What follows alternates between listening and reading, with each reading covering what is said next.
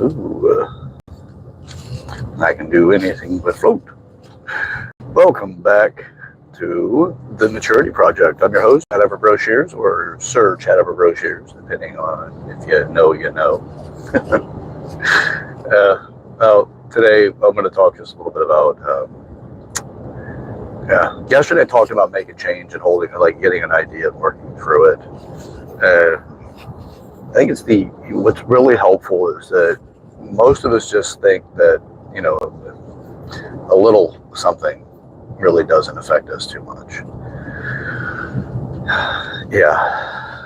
And you know what, in the greater scheme of things, if you have a little something and it's just a, one-time thing and there's not a habit built around it or anything, yeah, you're pretty good. Probably won't have any issues. And the thing is that most of us, our attention for our actions and our thinking, specifically even our thinking, we just don't really put much on it. We don't think about it like really how we think. We don't consider what our current thoughts are really doing to us. As far as you have to frame the landscape to create the outcome that you want, especially if you want consistency and satisfaction in the outcome.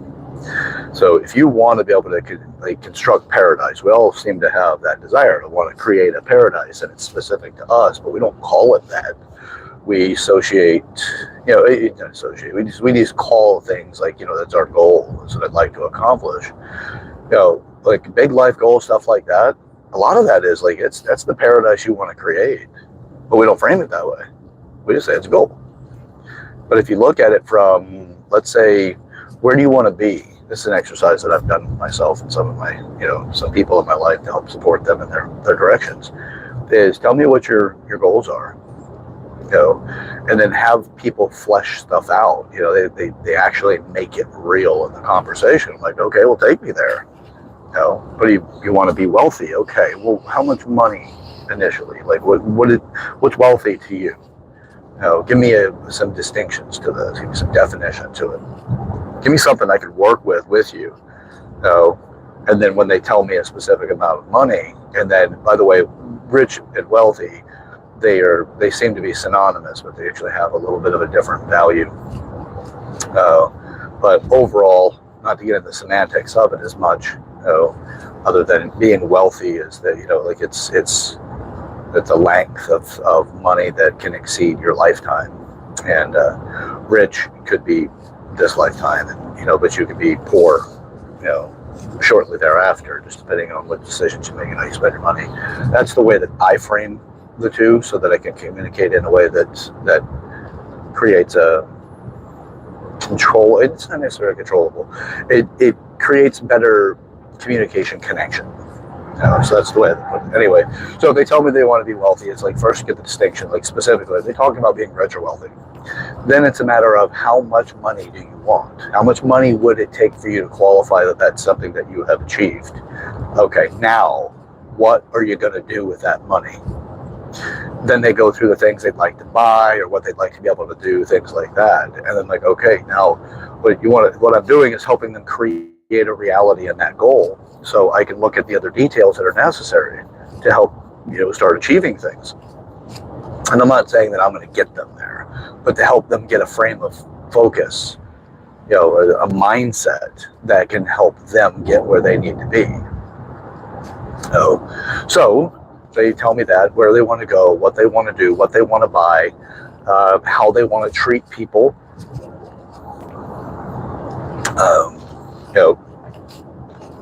It's this creating a reality out of it. Because then it's like you're helping them mold a paradise, a place that they look at as, this would validate my existence, and this would support, as nearly everybody that I've done this exercise with is wanting to support other people in some way. And then there's the conversation about, like, okay, well, within this support, how do you want to, what would you want the other people to experience with it? Do you want them to experience independence, or do you want them to experience dependence? So okay, build that out. You continue to create a reality around it, and then it can shift somebody's actions. So you want to take it out of that distant area that can be the, you know what, this is something I'd like to pursue. I don't know how, so I'm not doing anything. And then next thing you know, it's 10, 20 years later, they're still sitting with the same goal, but their actions have been limited. A few attempts here and there, but ultimately they really haven't done much. No, and this is common, incredibly common. No, and I'm not saying that this is like the best. This is the method that I enjoy doing because it's like I've looked at the greater picture of things as well, and what I want to see my future be, and what kind of my thing is about legacy. It's the biggest piece of what I'm working on, because I want to make a difference in this world in a way that other people become more empowered without being as destructive. And that we can learn from everything that we do, so that we can create, better and better outcomes, which is really maturing our species. Let's take it to the next level. Let's develop. But we have other people that prefer, individuals to be ignorant. Just ignorant people are easier to get to, motivate and or keep them in place or whatever it is. They're easier to manipulate. Ignorant people. Con artists do it all the time. Hell, I just got taken by a home warranty company that they don't do anything for you. You pay them, and then they give you the access to a negotiated rate, but they tell you that they're paying you money. I understand the business model, so I fell for the sales guy. So it's I've been duped, and they got a year out of me out of 6. So, but anyway, so with that, it's like I'm not impervious to this stuff either. It's like you just have to learn from it instead of going, I'll never do that again. Well, let's learn from these things. So, creating that future that you really want is part of the problem that I've assessed with this, is that people think that paradise is without struggle, paradise is without challenges, but why would we want to think that? We're kind of taught that in a way, but the reality is, like, right now, think about all the great moments that you've ever had, the things that made you feel euphoric or that took you to a level of satisfaction where you're just like, wow, that was incredible. You likely, and actually, I'm going to tell you, you struggled to get there. It might have been an accident, but the point that's necessary if you identify that's did you take in order to get to that point, you may not be able to associate exactly how those actions directly, until hindsight sets in, how those actions actually got you there. But hindsight gives you the ability to assess it and go, oh, if I hadn't done this, then I wouldn't have been in that place, and I would not have said this thing or whatever, right? You start going through all of this and you start looking at it going, oh, then you can look for how you had your challenges that helped build those traits that got you to that opportunity. So paradise is with struggle, because you have to have your lows to get to your highs. It's value by contrast. So if you go into just constant pleasure, eventually that gets not only boring, it can be painful. As an example, since I do speak on 8 different areas of maturity, sexuality being one of them, think about if you had an orgasm that never stopped. Like, you just stayed in that state of orgasm. Well, it's a blessing that it's short-lived. Because if it were to be minutes on end, your body would have cramps, you would have discomfort, pain would come from it. You'd have a lot of challenges that come out of it. So it's, but we don't think that because we get a quick little moment of it. We're like, oh, that was amazing. And then, the other aspects of it, if you're with somebody you care about that's endeared, that you really, you love or whatever, then you have that connection, bonding, oxytocin, all of those fun things go into it as well. But they kind of mask the actual, the bigger picture of it. So if it were to continue, it would be painful. But consider that, a lot of people will be like, no, whatever. Well, again, somebody that functions inside of the maturity of sexuality is one of the 8 areas. And I can tell you that I've had, in my own personal experience, very long, and then the shorter, and the ones that I prefer personally, somewhere in the, middle to not significantly long. Because the really long ones actually do get to the point where it's like, holy crap, like one, it blows my mind because it's rare, but the other is that it actually kind of loses a little something in the process. So I'd rather just continue to have the joy of, the experience of it, but not have it be too consistent. Now, if you look at it from more of a nutrition standpoint, well, the things that we eat that bring us joy commonly are things that'll, create excess weight. They're usually over processed in a way that makes things more abundantly available. Like refined sugar makes calories incredibly available with minimal digestive stress, because there's not a lot of counterparts to it. Like with cane sugar, you've got a lot of fiber in the cane sugar plant that bind to the sugar, so that it's actually, you don't get as much of that sweet reward until they refine it. Then you get it. So, but you need the other parts to keep it balanced well enough so it doesn't have as much of a negative impact. Well, keeping things in that kind of holistic perspective, you actually get a better outcome, because you can appreciate things more. Also, if you go into consistent state of relaxation and relief, like being in paradise, part of that problem is also you then become desensitized to the challenges of others. And that can be its own problem, and often is that you now can't guide or help support people with the challenges they're dealing with. Right now, you can talk to people and you get a sense of joy and some sense of pleasure out of being able to hear a challenge somebody's going through and know that you have, not think, but you have a solution for them, that you have gone through that particular challenge close enough in the scenario that you could guide them, and they take your information, the suggestions, and it works. That is a great sense of joy that comes out of that, but it's typically also somewhat short-lived. So it's it's just really, I'm just wanting to get to the point. All we have to do is just think about it. It's, let's flesh out what we want. What kind of goals do we have? And then create a real living reality of it by going, okay, well, I understand. Well, if I'm in paradise, pretty good chance there's still going to be stressors. Go on vacation, there's still going to be stressors. If you have, the less you know, the more stress is typically associated with it, unless you're on a specific development task, which I've done as well, which is don't have plans. And see what the vacancy of stress about keeping up with an itinerary does. And how much joy can I have at the end of the trip? So you're really going into something to relax and truly just let go of all, structure and challenges that would cause stress, and see how well you experience it. Because a lot of people say they want that, but then when they're there, that aggravates them. Reasons for it: we get very conditioned into, schedule and processing things, and we get those skills, and when you don't use them, it gets agitating at times.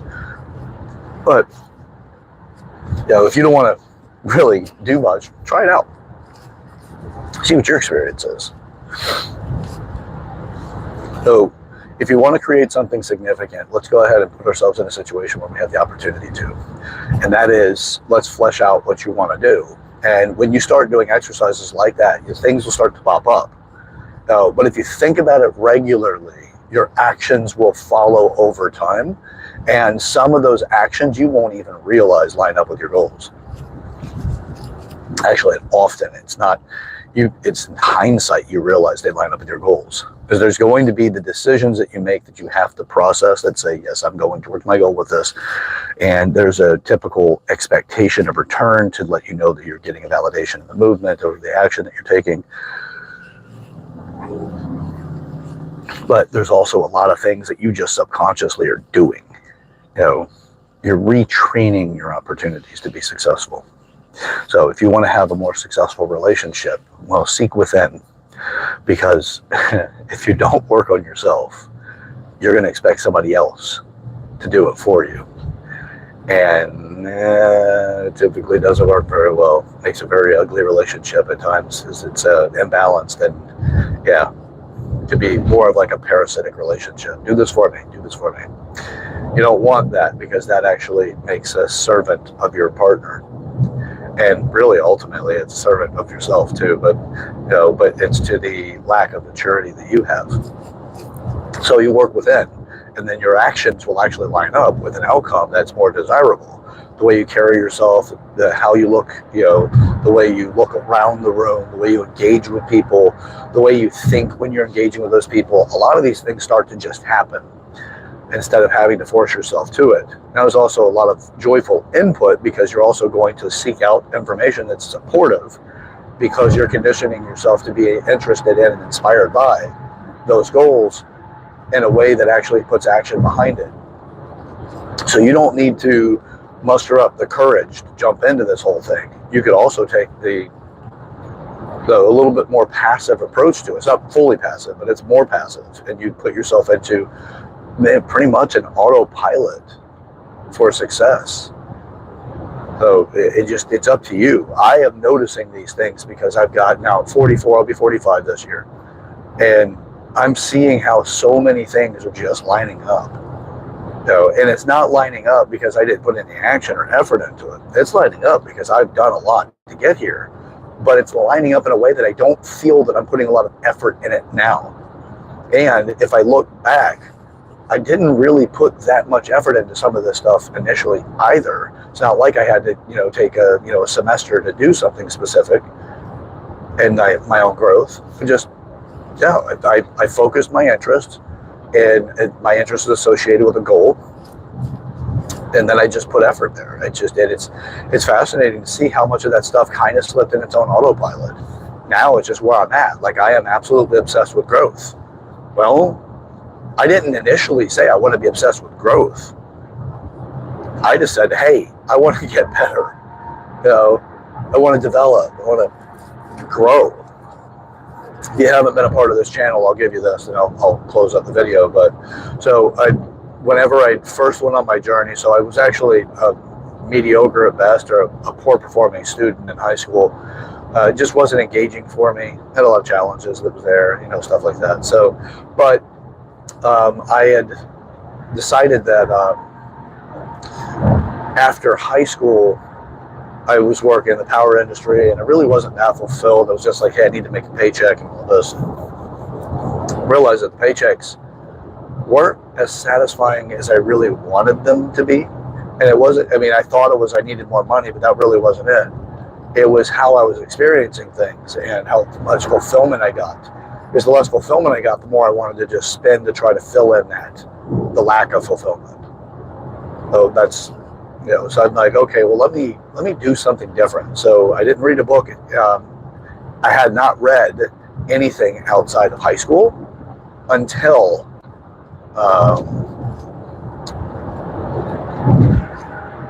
until I got into my mid-20s. I found Rich Dad Poor Dad at an airport when I was on my way to go and see somebody that lived out of state. And so as I went to go see somebody out of state, I found this in the airport, Rich Dad Poor Dad, in one of the bookstores. Or it was a store that had books in it. Got it, and I was like, you know what? I haven't read since high school, really. I whatever, simple instructions of, an excerpt out of a magazine or something. So I picked up Rich Dad Poor Dad, and I started reading it. And the way that he wrote that book was absolutely fantastic. It was wonderful. Like, the guy just had such an ability to write in a way that was easy to read. It was fluid. It was storytelling. It was engaging. So I read a third of the book on the flight. And then when I was there, and the person I went to go see, she had to go to work and stuff. So I spent time reading her the day. And I'm like, wow, I kind of enjoyed this. Well, go a few more years. I'd started, I got a couple of other books of interest, and then I met somebody named Eric Maybe. He's the owner of a company called Bodies by Design. Beautiful, amazing human being.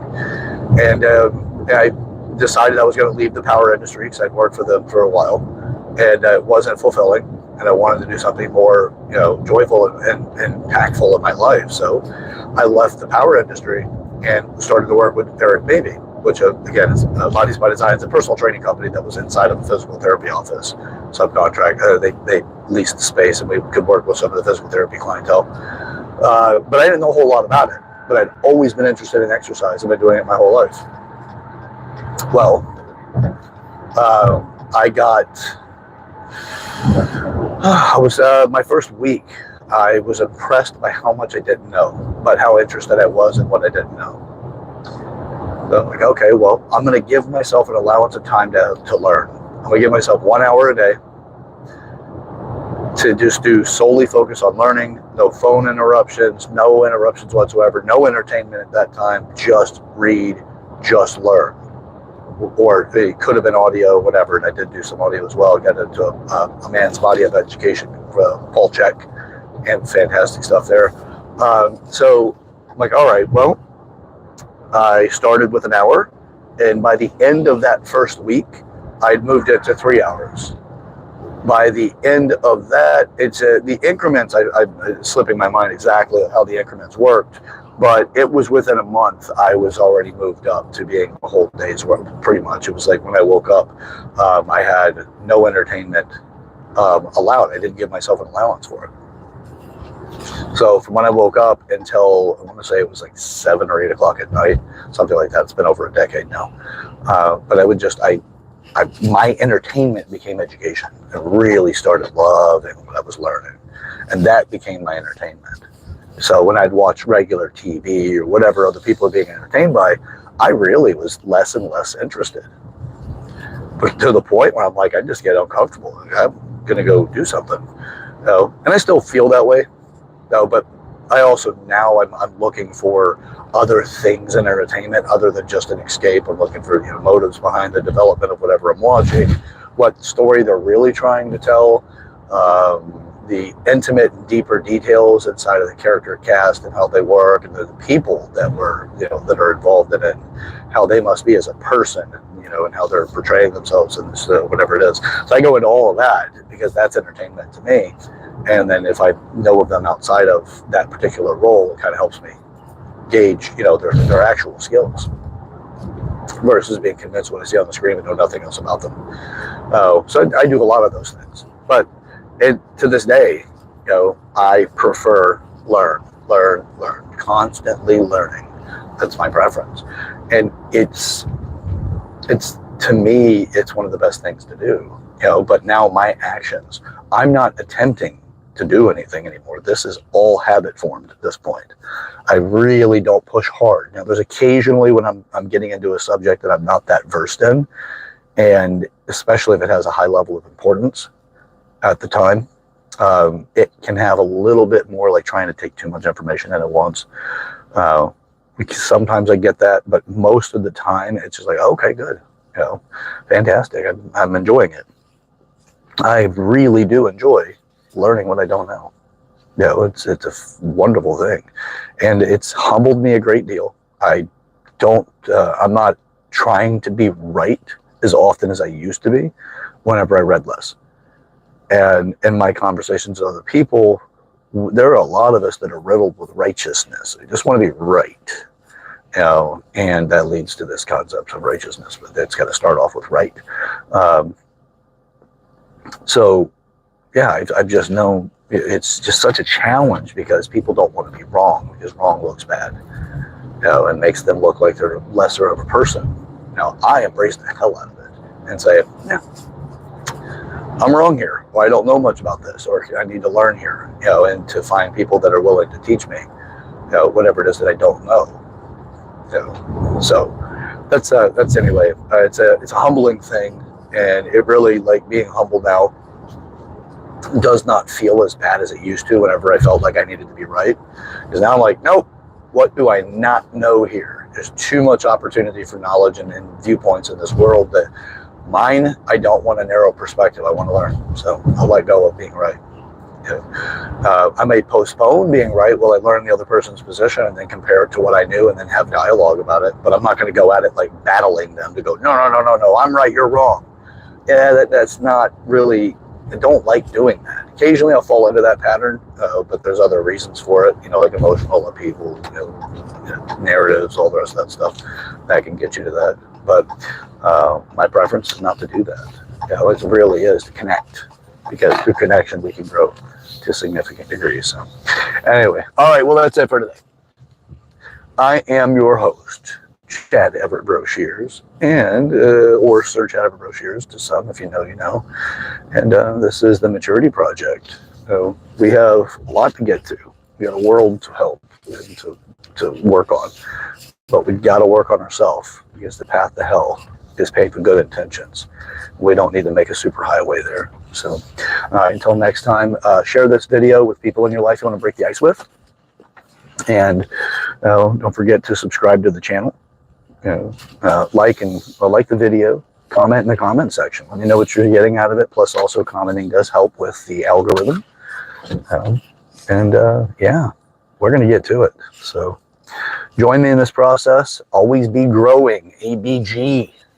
Oh, all right. We'll talk to you next time. All right, let's get to it, guys. See ya.